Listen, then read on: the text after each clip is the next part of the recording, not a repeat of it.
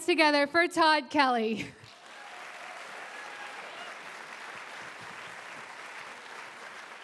When I was 22 years old, I was sitting at a bar in downtown Portland having a beer, and I was with my friend Mitch, and that in itself was not that unusual.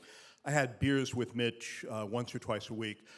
On the other hand, it was a little unusual if you were to just sort of stumble upon us, because on paper and sort of to the outside world, Mitch and I always looked like opposites. He was tall, I was short, he was Puerto Rican, I was white. I'm straight, he was gay, he came from a small conservative Catholic family, he was a conservative libertarian, I'm from the city, I'm a liberal guy, and so we appeared like there was nothing to connect us, and in fact, the only reason we had become friends was a few years prior, we had worked in the same bar, and we had bonded together over our hatred of Kenny G music.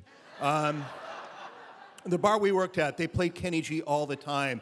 And we only worked together like a month, but like our hatred of Kenny G like formed the basis for this friendship. And you would think like, that doesn't sound like enough for a friendship? But it worked. And the fact that we were, in fact, seemed to the world to be opposites was a thing that we sort of took pride in. Like we had that youthful feeling of idealism, and we felt like we were an example to the world. And if the world just looked at us, then sooner or later, gay, straight, atheist, Catholic, conservative, liberal, everybody would get together in one big group hug, and with one heart and one voice, we could all agree that Kenny G was the fucking worst. And we're having beers, and we're having a conversation, and this particular night we're having a conversation that, like, I tell you, we had been having for weeks. And it was another example of where we seemed to be on opposite ends of things. We were both having romantic sexual problems, but they were very different. I had gone through, at this point, a period where I just couldn't get sex. I had this period of time in high school, and in college, I played in bands, and then I was a DJ at a bar at a singles bar, and then I was a bartender at a singles bar. And the thing about all of these kind of jobs is casual sex just comes to you. You don't have to do anything. And that's what I was used to. And now I work for a company where I went into a cubicle, and I called up people and asked them to pay their furniture rental bills. And casual sex does not come to you if you do that. And I was relying completely on my good looks, and that was not helping me out at all. And Mitch, on the other hand, he was getting a lot of casual sex, but what he really wanted is he wanted to settle down and have a loving, one-on-one, monogamous, lifetime relationship like his parents had. He idolized his parents, which drove me nuts. I hated his parents. I'd never met them, but I hated them because I knew that throughout his teens and his early 20s, they were constantly trying to get him in therapy so that they could try and convince him that he wasn't really gay. And so he loved his parents, I hated him. And we were having this conversation we had having every night for weeks, which is like, I want casual sex, I want a relationship, and we're drinking and we're sawing one another, and at one point he says, "It's too bad we're not bisexual." And I said, "What do you mean?" It's like, I bet if I were attracted to a woman, I could have a relationship like that. And we'd had a lot of beer. I said, "Yeah, you could." And so I bet if you were bisexual and you're attracted to men, you could go out and have casual sex right now. And I was like, tell me more about this.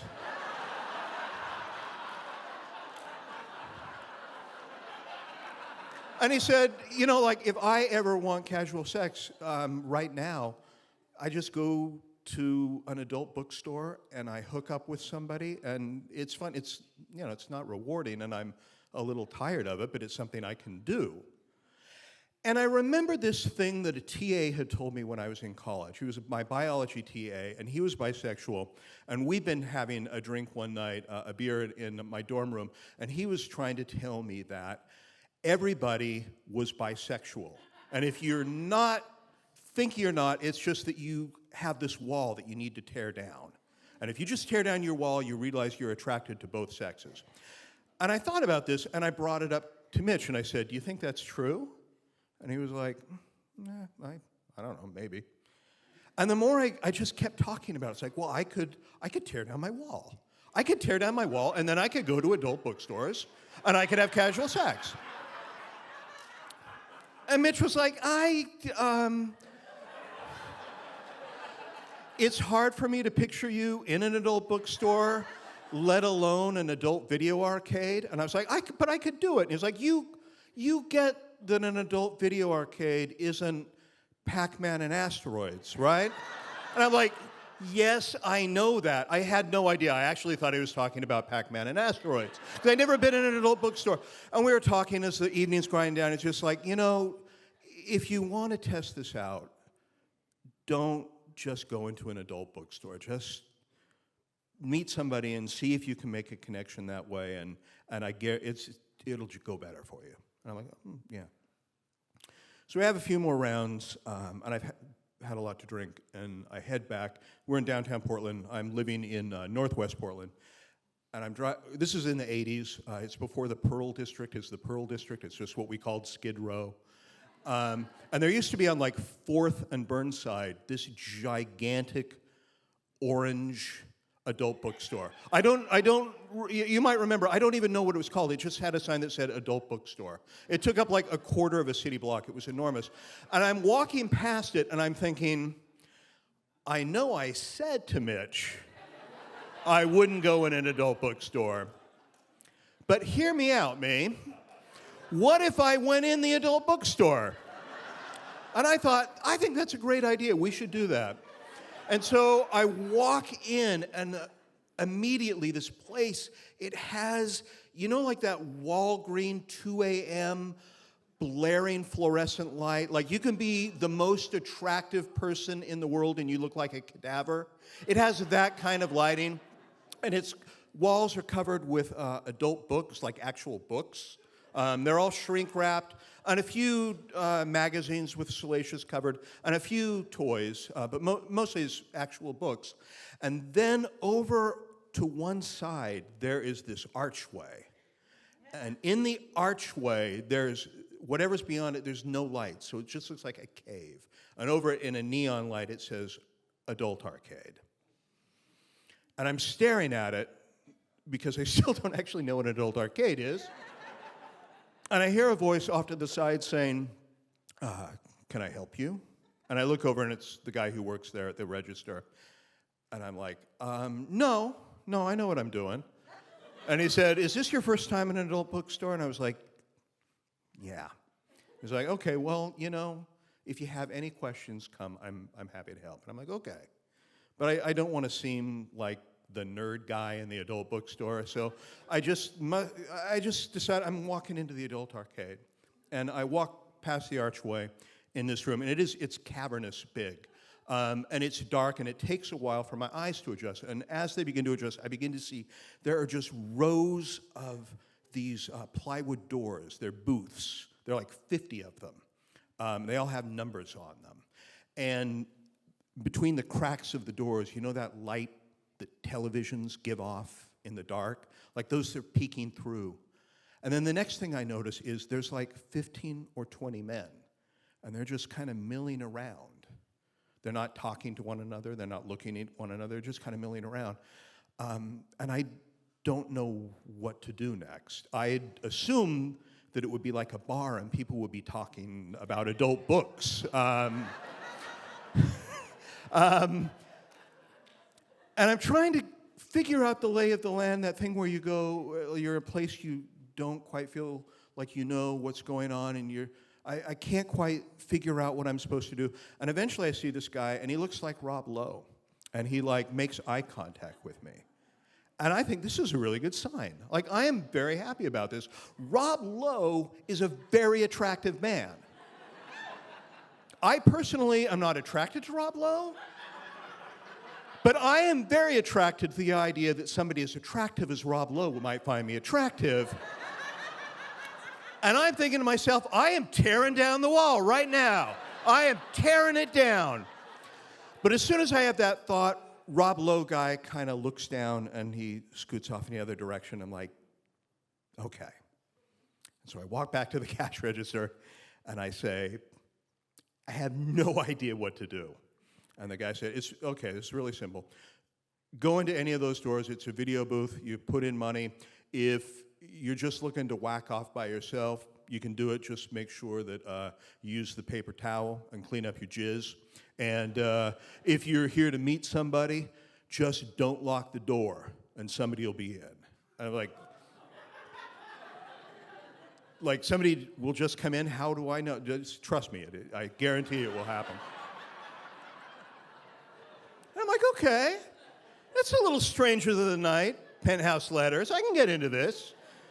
Okay, so I go back into this cavernous video arcade place, and I wait till I get eye contact with Rob Lowe guy. And as soon as I do, I go into a booth and I close the door. I don't know if you've ever been in a booth like this. This was a booth that didn't have waste paper basket, so the floor was sort of covered with crumpled up paper towels, which is not my thing. And so I found myself like scooching them away with my foot until like I had this is my space. My space. And I was just kind of waiting, and then the door opens, and I'm like, okay, here we go. We're going to tear down walls. We're going to reach out. We're going to be bisexual. And in walks this guy who is not Rob Lowe guy. I would describe this guy as looking like a middle-aged guy that works for my parents' office. And at first I'm like, I was kind of expecting Rob Lowe, but then I figure, hey, you know what? Like, I've always been somebody that looks, age, hair color, whatever, has never been a good predictor of what I find attractive in a woman. Like, I find kindness, intelligence, sense of humor, like, those are the things that I find sexually arousing. And I bet if I'm that way with women, I'll be that with guys too. And so it's okay that this is not a Rob Lowe guy. And so, in the spirit of friendliness, I put out my hand and say, I'm Tod. And he looks at my hand for a minute and he goes, you've never done this before, have you? And I was like, I haven't. He's like, okay, don't worry about it. It's no problem. Everything's going to be fine. We'll do some stuff. Anytime you feel uncomfortable, you say stop. It'll be fine. And he has this warmth and kindness about him. Like, he's this really, really decent, great guy. And I feel like I'm not unlucky that Rob Lowe didn't come in. I'm lucky that I got this guy for my first experience of tearing down my wall. And so he put some coins in the machine, and a TV screen in the booth lights up, and on the screen comes the first gay porn I've ever seen in my life. Tell the truth, it is the first porn I have ever seen in my life. And there are these two men, it's the 80s, so they have the big hair, and they have these, they're like porn star, no, they aren't like porn star mustaches, they're literal porn star mustaches. And they have these bodies that I had never seen, like, you know, the kind where everything's rippled and there's the 12-pack and everything's lean. And like today, if you're a movie star, you have to have a body like this. But back then, nobody looked like this. I'd never seen anything like this. And it was so beautiful. And it was gorgeous. And these two men looked perfect. And I found that my emotional reaction was not arousal, but shame about my own body. And all I could think of as I'm watching these two perfect men love one another is no wonder a woman won't sleep with somebody that looks like me when there are men out in the world that look like that. And the moment I had that thought, I'm thinking, where did women come from? We're tearing down walls. We're tearing down walls. So video men is not your thing. Let's concentrate on our friend. And so I turn around, and he'd been wearing a parka, and he's taken it off, and he's wearing a concert t-shirt. A Kenny G concert t-shirt.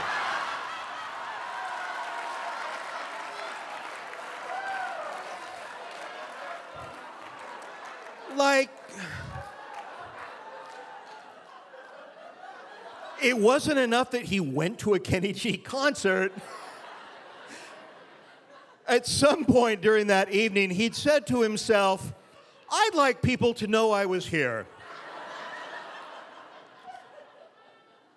And so I don't that's, you know what? That's old me. That is old me. Because let's tear down some walls. And so he kind of nuzzles in next to me, and he's behind me, and he's, kind of feeling me up. And I realize that his hands are going toward my pants, and I suddenly realize I do not have an erection. Like, I am flaccid, and I've been in this situation enough from the other end where I know this is now where I'm supposed to have an erection. And so I'm trying to think, how do I get one? And so I'm just picturing, like, I'm tearing down my wall, 1 brick, 2 brick, 3 brick, and the combination of masonry and counting is not actually making me erect. And then without, I don't quite know, his hand just shoots into my pants. And then he's, feeling around because there's supposed to be an erect penis around here, but he just can't find it. And eventually he works his way in concentric circles to here, and he's kind of stops. And he's like, is there a problem? And I'm like, it's my first time, and I think I'm just nervous. Just give me a minute. And he's like, okay. And so he's trying to grab me so that he can sort of masturbate me, but with Levi's that are tight and non-erect penis, he can't really do it. And so he says, will you please just unbutton your pants and unzip, and I promise you this is going to feel really good. And I'm like, okay. Let's tear down these walls. And I unbutton my pants, and I unzip, and he grabs, and he starts to do the thing where you masturbate, and it doesn't work. And so he turns to that problem-solving technique that we men all universally do, which is, I bet more torque would take care of this. And he begins to violently kind of thrust up. It's like, the best way I can describe it is like when I was a teenager, my dad had this broken down Toro gas mower, and it would never start, and I would have to trying to get it to start, and it wouldn't start. And so now this guy is just Toro mowing the shit out of my dick. And if you're wondering, well, how long can a flaccid penis stretch? You'd be surprised. And he keeps going, and he keeps going, and I try to give, maybe if you did it lower, and that doesn't want to, maybe a little higher, and it is like the ghost of every girl I dated in high school who had to say, no, that's not the clitoris either, had come back to haunt me.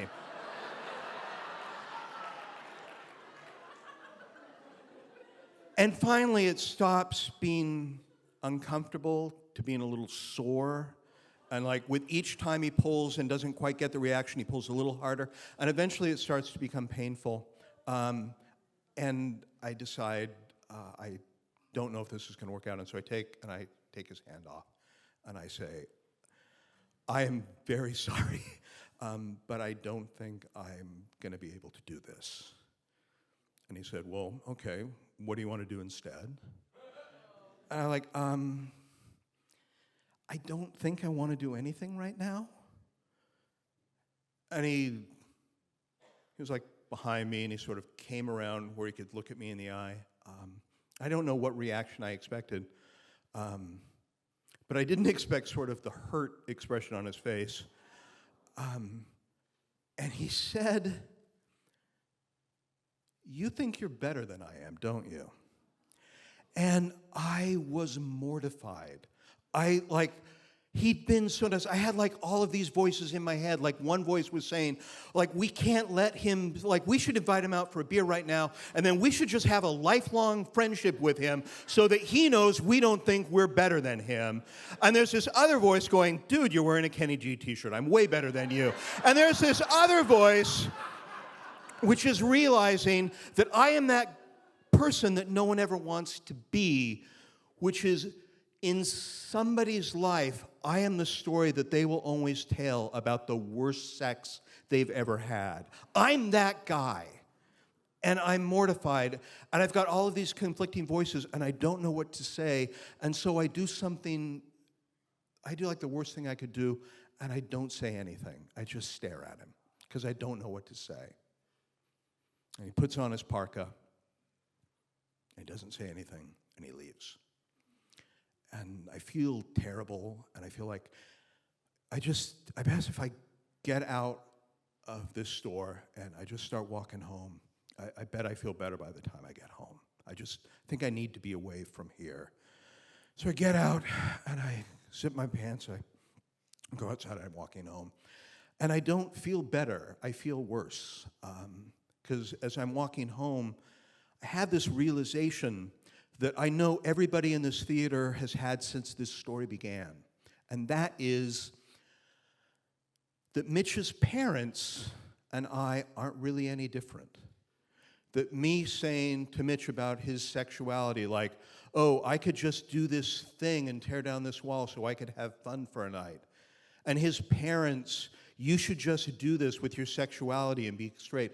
They're like these two sides of the same shitty privileged coin. And I realize that not only am I an asshole, but I have to go to explain Mitch what I've done and hope that he'll still be my friend. That moment in your life you have, you know, when you realize that story you've got going in your head and you realize you're not the hero of the story, you're the villain. And I don't know that Mitch is going to be my friend after I tell him this. I don't know that I deserve to be Mitch's friend. I don't know that if I were in Mitch's place, I would be a big enough person to say, don't worry about it. And so as I'm walking home, I make the decision, you know what? I just won't tell him, and he'll never know. And the next night, he calls and says, you want to go out for beer? And I say, yeah. We're out for beer, my hands are sweating. That thing, you know, when you know something you don't want somebody you're with to know, and you don't hope they don't find out. And so I can't even begin to tell you, as we're wrapping up our first beer, I find myself just spilling it and telling him everything and apologizing and saying, I hope you'll forgive me. I think I was an asshole to think that there was this wall I could tear down, and I think I'm just straight. And he said, well, of course you're straight. I could have told you that. I was like, well, then you could have told me 2 nights ago. And he's like, that's not the way it works. Like, there's this whole spectrum of sexuality, and everybody fits somewhere on it. But it's not my place to tell you what you are any more than it's your place to tell me. Like, you just did something where you went out to try and see where you were, and you discovered that place. And that's all of us and it do. It's all we ever do. No person can look at another person and say, oh, this is what kind of sexuality they have. And I said, oh, okay, I get it. So you didn't even know I was straight. He's like, no, you're totally fucking straight. You're like the dorkiest white-ass straight person I have ever met in my life. And then he reaches next to me, and he grabs me by the shoulder, and he pulls me close, and he plants on my cheek that kind of kiss that has like that warmth and love that I swear I can still feel to this day. And he says, but don't worry, I'll still be seen with you. Thank you.